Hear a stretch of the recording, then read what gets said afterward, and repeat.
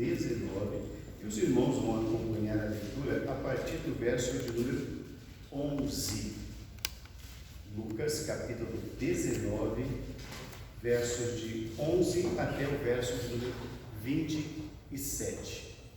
Hoje é o 50º sermão sobre o estudo de Lucas. Nós estamos estudando sobre o ministério de Jesus e hoje é a mensagem de número 50 sobre o ministério de Jesus, sobre a ótica da narrativa do médico Lucas.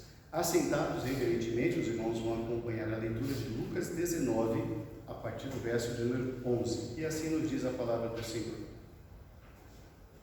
Ouvindo eles estas coisas, Jesus propôs uma parábola, visto estar perto de Jerusalém, e lhes parecer que o reino de Deus havia de se manifestar imediatamente.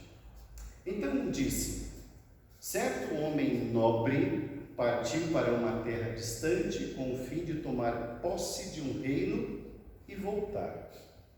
Chamou 10 servos seus, confiou-lhes 10 minas e disse-lhes: negociai até que eu volte. Mas os seus concidadãos o odiavam e enviaram após ele uma embaixada dizendo: não queremos que este reine sobre nós. Quando ele voltou, depois de haver tomado posse do reino, mandou chamar os servos a quem dera o dinheiro, a fim de saber que negócio cada um teria conseguido. Compareceu o primeiro e disse: Senhor, a tua mina rendeu 10. Respondeu-lhe o Senhor: muito bem, servo bom. Porque foste fiel no pouco, terás autoridade sobre 10 cidades. Veio o segundo, dizendo: Senhor, a tua mina rendeu 5. A este disse: terás autoridade sobre 5 cidades. Veio então outro, dizendo: eis aqui, Senhor, a tua mina, que eu guardei embrulhada no lenço, pois tive medo de ti, que és homem rigoroso, tiras o que não puseste e ceifas o que não semeaste. Respondeu-lhe: servo mau, por tua própria boca te condenarei. Sabias que eu sou homem rigoroso, que tiro o que não pus e ceifo o que não semeei? Por que não puseste o meu dinheiro no banco? E então, na minha vinda, o receberia com juros.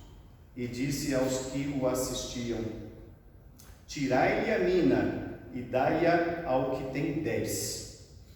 Eles responderam: Senhor, ele já tem 10. Pois eu vos declaro: a todo o que tem dar-se-lhe-á, mas ao que não tem, o que tem lhe será tirado. Quanto, porém, a esses meus inimigos, que não quiseram que eu reinasse sobre eles, trazei-os aqui e executai-os na minha presença. Amém. Irmãos, que palavra dura é essa, não? Basicamente esse final dessa história, não é? Pois bem, irmãos, há 49 semanas, hoje 50 semanas nós estamos estudando o Evangelho de Lucas. Cada domingo nós estudamos um pouquinho mais e hoje nós vamos estudar sobre essa parábola, a parábola conhecida como a parábola das 10 minas. Essa parábola, irmãos, só ocorre em 2 evangelhos, Mateus e Lucas. Em Mateus ela é chamada de parábola dos talentos. Elas são bem semelhantes, entretanto, há algumas diferenças nelas e alguns comentaristas afirmam que são 2 parábolas diferentes, embora nós encontremos registros de comentaristas que dizem tratar-se do mesmo relato. Sendo ou não o mesmo relato, apesar de haver semelhanças com a parábola dos talentos, nós vamos analisar o texto em si. A leitura é muito clara. Agora vamos nos lembrar do contexto, né? É sempre bom a gente se lembrar do contexto do texto. Nós estudamos no domingo passado que Jesus Cristo estava na casa de Zaqueu. Houve a conversão de Zaqueu. Certamente, dizem alguns comentaristas, essa história Jesus contou ainda na casa de Zaqueu. Jesus teria contado essa história ainda quando estava lá na casa de Zaqueu. Jesus Cristo então está falando do reino de Deus, fala de conversão, e os discípulos entendem que o reino de Jesus vai ser imediato. E Jesus quer prepará-los para dizer que não, ainda vai demorar um pouquinho. Então Jesus conta essa parábola. Essa parábola, irmãos, traz para nós algumas lições que nós precisamos aprender e refletir. Na ocasião em que Jesus contou essa história, lá naquela época, essa história tinha por objetivo dizer algumas verdades para aqueles discípulos que não conheciam muito bem as coisas, mas nós que já temos algum conhecimento, essa parábola para nós reafirma as palavras de Jesus no passado, mas quer também nos trazer algumas relembranças. Portanto, na noite de hoje nós queremos falar sobre a parábola das 10 minas, e é interessante aqui, irmãos, a palavra mina. Mina é um saquetel com moedas de prata, com bastante moedas de prata. É um valor incalculável, não é um valor certo, mas era algo muito valioso. Então, na história, Jesus conta que um senhor saiu, foi viajar para tomar posse de um reino. E antes de ir, ele chamou os seus servos, deu para cada um mina de prata e deixou para cada um essa oportunidade. E ele foi assumir o reino.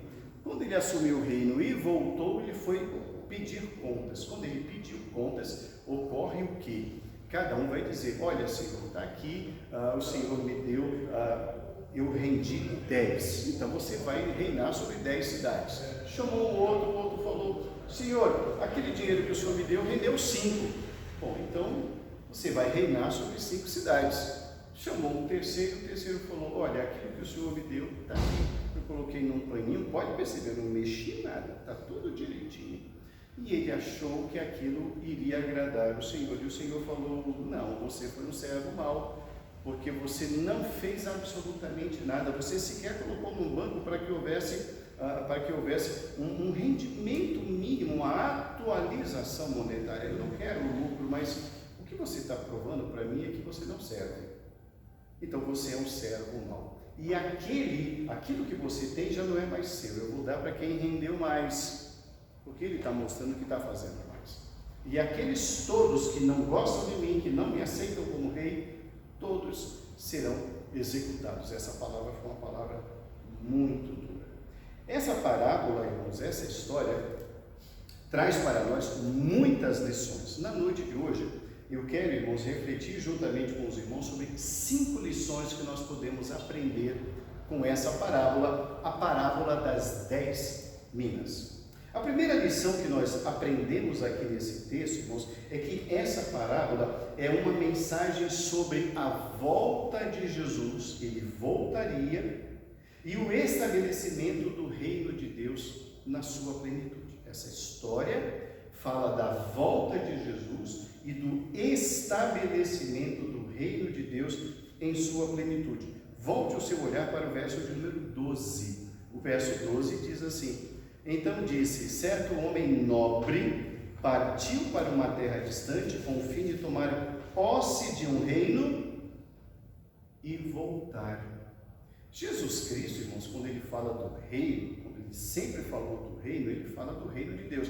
Ele nunca fez referência a um reino terreno, palpável, um governo político, um partido político. Ele nunca tratou disso. Na mente daqueles homens que sofriam com o Império Romano, para eles um reino deveria ser um reino tão forte e capaz, superior ao reino do Império Romano. Então eles estavam aguardando o estabelecimento de um reino temporal, onde tivesse de fato um exército, armas, era assim que eles pensavam. Jesus Cristo então está deixando para eles uma coisa bem clara. Esse Senhor, um dia ele vai sair daqui, mas um dia ele há de voltar. Essa história nos faz lembrar, irmãos, da volta de Jesus. A ceia do Senhor, irmãos, também nos fala isso. Quando Paulo instrui a igreja de Corinto, ele diz assim: anunciais a morte do Senhor até que ele venha. Jesus disse isso. Então, quando nós estamos hoje, no primeiro domingo de agosto, celebrando a ceia do Senhor e estudando esse texto que fala sobre a volta do Senhor, é importante nós nos lembrarmos disso. Muitas vezes, irmãos, esse sentimento, esse conhecimento que o Senhor há de voltar, nós nos afastamos dele. Nós não nos lembramos ou vivemos como se o Senhor não voltasse. O nosso Senhor Jesus Cristo, irmãos, de fato, ele morreu, mas ele ressuscitou. E a Bíblia nos revela que ele está hoje à destra de Deus. Então ele não está ausente, ele está distante geograficamente, ele não está no nosso meio fisicamente, mas ele continua vivo reinando. E num dia oportuno ele retornará. Precisamos, irmãos, reavivar isso sempre na nossa memória. O Senhor voltará. Ele é a nossa esperança. Então a primeira lição é que essa é uma mensagem sobre a volta de Jesus. Jesus há de voltar. Uma segunda lição que nós aprendemos na mensagem de hoje, irmãos, sobre a parábola das 10 minas, é que essa é uma mensagem que ilustra que somos chamados para uma tarefa muito importante. Somos chamados para uma tarefa muito importante. Volte o seu olhar para o verso de número 13. O verso de número 13 diz assim: chamou 10 servos seus, confiou-lhes 10 minas e disse-lhes: negociai até que eu volte. Muitas pessoas poderiam pensar assim: bom, pastor, reverendo, Deus não me deu dinheiro nenhum, então eu não tenho nada para apresentar a Deus, ao Senhor, quando Ele voltar. Não, irmãos, aqui é uma história que ilustra verdades. A Bíblia nos revela, irmãos, que Deus nos deu dons espirituais por meio do Espírito Santo. Todo cristão tem pelo menos um dom espiritual, e esse dom precisa ser desenvolvido para que a igreja seja enriquecida e o Senhor glorificado. A partir do momento que o Senhor Jesus Cristo conta essa história, em que antes de viajar, o Senhor chamou 10 servos e deu a mesma coisa para cada um, Ele está dizendo: multipliquem, cresçam, ampliem, divulguem, compartilhem, multipliquem isso que eu estou lhe dando. Embora nós saibamos, irmãos, que aqui o que ele deu foi uma mina de prata, ou seja, um saquetel cheio de moeda de prata, algo que tinha valor, o Senhor nos confiou algo que não tem preço.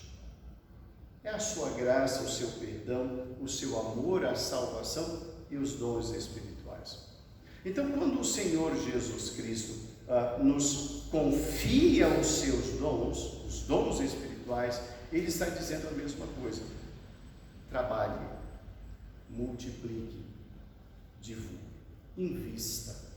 Os dons espirituais, irmãos, que o Espírito Santo nos concedeu, eles servem, como nos diz a Bíblia, para a edificação da igreja. A igreja é edificada, irmãos, por meio do exercício dos dons espirituais. Os dons espirituais precisam sim ser colocados em prática para que a igreja seja enriquecida. Então, esse é o chamado. Nós fomos chamados para uma tarefa muito importante, a tarefa de expandir aquilo que o Senhor nos confiou.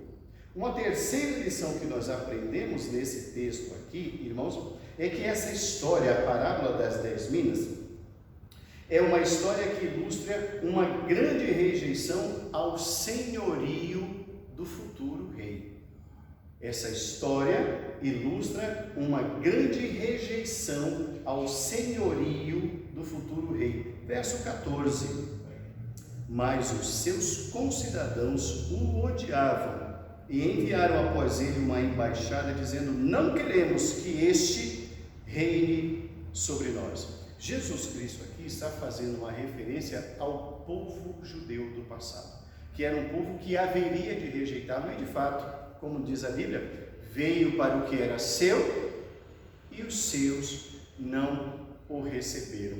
Ali, Jesus Cristo está contando nessa história que essa rejeição, hoje, eles podem se achar no direito de rejeitar. Eles acham que é rejeitar o Evangelho, que rejeitar a pessoa de Jesus, que rejeitar Jesus dá a eles força, mostra para eles quem é que manda naquele pedaço, naquela região ou naquela geografia. Entretanto, nós vamos ver lá no final que essa rejeição é perigosa.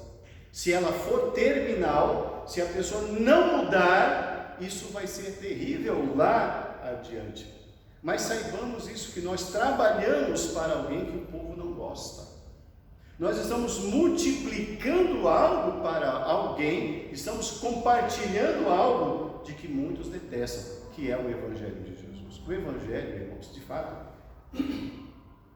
o Evangelho da graça, o Evangelho do perdão, o Evangelho do amor de Deus, ele é um Evangelho que muitas pessoas rejeitam. Eles querem impor o seu próprio Evangelho.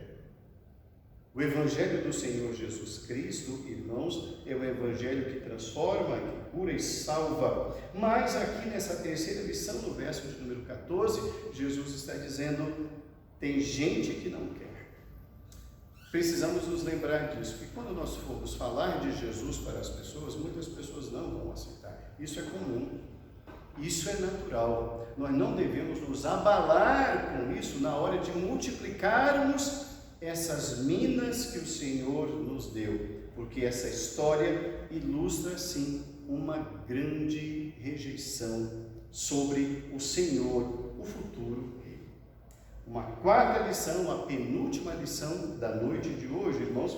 Essa história é uma história que relata a volta do Senhor e a realidade de que todos prestaremos contas a Ele.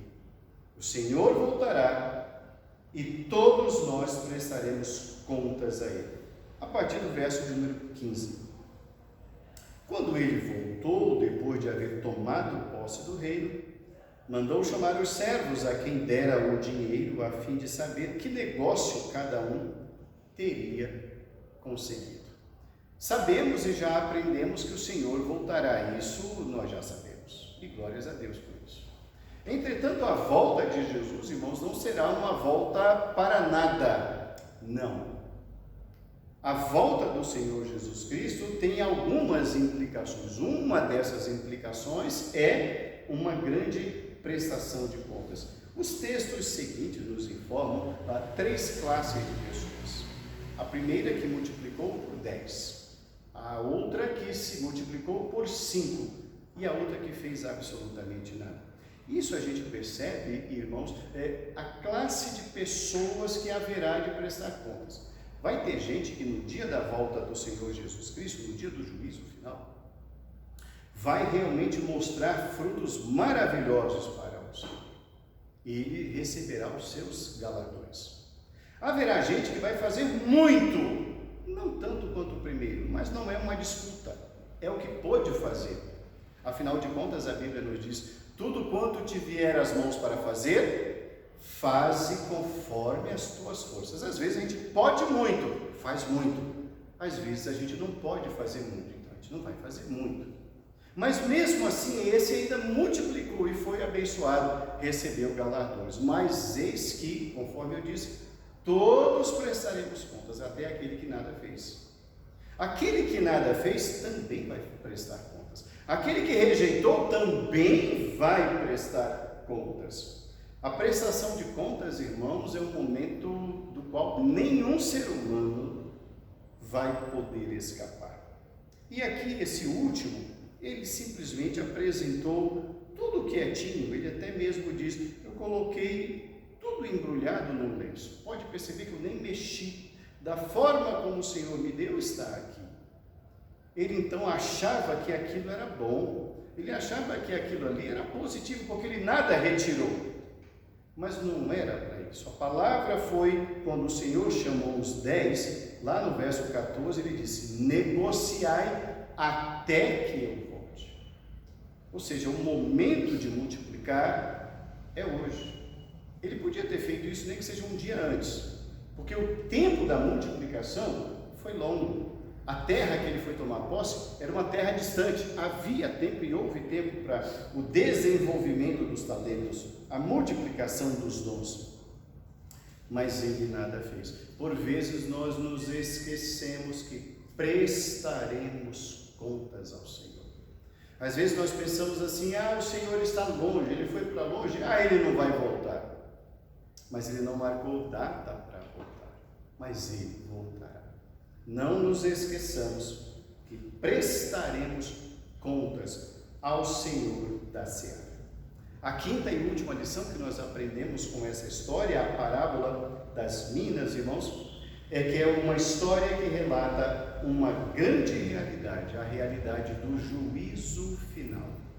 A realidade do juízo final. Verso de número 27.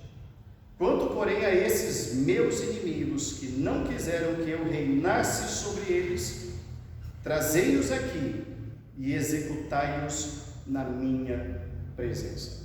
Eu quero chamar a atenção para os irmãos sobre esse último personagem que entregou a sua mina embrulhadinha, sem nada, e os personagens que não quiseram que Jesus reinasse sobre eles. Olha só o que aconteceu a esses dois grupos. O primeiro grupo, o que não multiplicou, o que nada fez, ele teve o seu dom retirado, não é? Ele não foi amaldiçoado, ele só foi chamado de servo mau. Você é um servo mau, você não serve para administrar. Então eu vou te tirar o que eu te dei e vou dar para um outro que fez muito. Mas ele já tem 10. É isso mesmo, você vai ficar sem. Ele não recebeu galardão. Mas olha o que acontece àqueles que rejeitaram o senhorio. Nos diz o verso 27 que eles foram todos executados. Jesus Cristo está aqui fazendo uma referência, irmãos, ao juízo final como uma verdade implacável. Aqueles que tiveram a oportunidade de receber e aceitar o senhorio de Cristo podem ter muitos galardões, podem ter vários galardões, ou pode não ter nenhum galardão, mas mesmo assim viverá na presença do Senhor. Mas aquele que rejeita o senhorio de Cristo, o juízo final será implacável.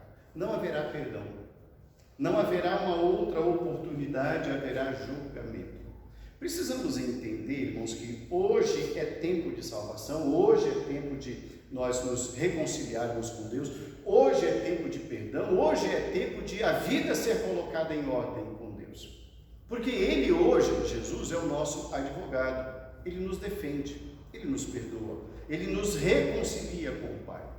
Mas no dia do juízo final não haverá lugar de perdão, não haverá mais oportunidade de perdão, porque já é o dia do julgamento. E é esse Senhor quem vai julgar. Ele foi para um lugar distante, ele tomou posse do reino, ele pediu contas e agora ele vai estabelecer o veredito a cada um. E ele diz: pode chamar, serão executados na minha presença. Por vezes achamos, irmãos, que todos serão salvos. Não, nem todos serão salvos. Essa realidade não existe. A realidade é de um juízo final. E essa realidade, repito, sendo implacável, desperta os ouvintes daquela história, nós que a estamos ouvindo e estudando hoje, para que entendamos que essa história retrata realidades. Concluindo a nossa reflexão na noite de hoje, irmãos, essa história, a parábola das 10 minas, nos fala da volta de Jesus. Precisamos nos lembrar disso. Ele é a nossa esperança, o Senhor voltará.